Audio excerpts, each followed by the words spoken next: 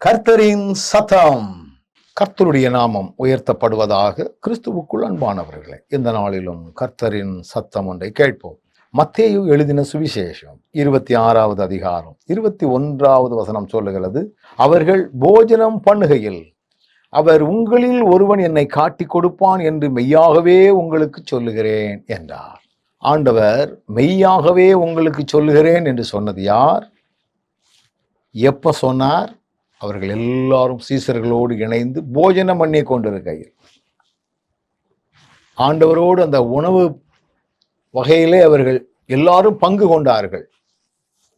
அது யார் என்றால், ஆண்டவருடைய அழைப்பை பெற்றவர்கள், ஆண்டவருடைய வார்த்தைக்கு கீழ்ப்படிந்து வந்தவர்கள். அதுல ஒருத்தனுக்கு முக்கியமான பொறுப்பையும் கொடுத்திருந்தார். அதனால் ஆண்டவர் சொல்லும் பொழுது சொன்னார், இப்படிப்பட்ட பொறுப்புள்ளவன் என்று சொல்லல, உங்களில் ஒருவன்.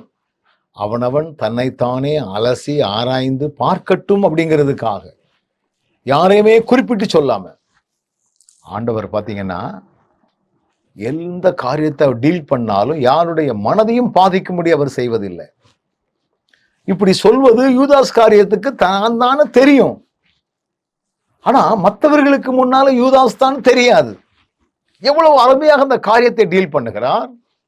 அப்ப இவன் தன்னை காட்டிக் கொடுப்பான் என்று சொல்லி தெரிந்திருந்தும் ஆண்டவர் அவனுக்கும் அந்த போஜனத்தை கொடுக்கிறார். அந்த போஜன பந்தியிலே இருப்பதற்கு இடம் கொடுக்கிறார். சில நேரங்களில் சில கூடுகைகளில் ஒருவேளை எதிராளிகள் கலந்து கொள்வார்கள் என்றால் ஒருத்தரை ஒருவர் முறைத்து கொள்வார்கள். கீறு பூருன்னு அவங்களுக்குள்ளே குமரி கொண்டிருப்பார்கள்.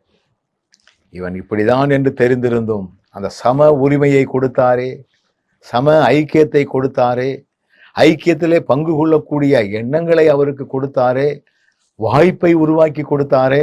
தெரியாமல் அல்ல, ஐயோ எனக்கு இப்படிப்பட்டவனு தெரியாம போச்சுதே, அப்படி அல்ல, தெரிந்திருந்தோம். இன்னைக்கு நம்மளை சுற்றிலும் நிறைய பேர்கள் இருக்கலாம், இவங்க அயோக்கியர்கள் என்று தெரிந்திருந்தும் நாம் அன்பு செலுத்தணுங்கிறது தான் இந்த வசனம் நமக்கு சொல்லக்கூடிய ஒரு காரியம். நல்ல ஆண்டவரே, நாங்கள் எல்லாரிடத்திலும் அன்பாக இருக்கக்கூடிய பலனை மூலமாக நாங்கள் அனுபவிக்க பெற்றுக்கொள்ள நீர் எங்களுக்கு அனுக்கிரகம் பாராட்டும். இயேசுவின் நாமத்தில் பிதாவே.